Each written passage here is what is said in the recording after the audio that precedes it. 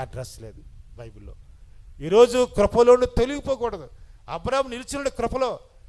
అబ్రాహాము దేవుని సన్నిధి నిలబడ్డానంట. సొదొమ ఆ కాల్చివేయడానికి దేవదూతలు వస్తున్న అబ్రాహాము ఇంకా దేవుని సన్నిధిలో ఉండెను అని మాట రాయితూ వచ్చాడు.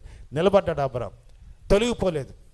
అందుకే అబ్రాహాముని ఈరోజు విశ్వాస తండ్రిగా, అబ్రాహాము కుమారుని బట్టి యాకోబుని ఇశ్రాయేల్గా మార్చి ఒక దేశాన్ని దేవుడు ఇచ్చారు అబ్రాహాంకి. ఈరోజు ఇజ్రాయెల్ దేశం ఉందంటే by the cause of Abraham, because of Abraham ఆయన నిలబడ్డ. ఈరోజు మనకి ఆశీర్వాదం. అన్యులు మనం గల్తీ పత్రికలో అంటాడు, అబ్రహాముని విశ్వాసాన్ని బట్టి మనం కూడా దేవుని వాగ్దాన సంబంధం ప్రజల్లోకి వచ్చేసాం.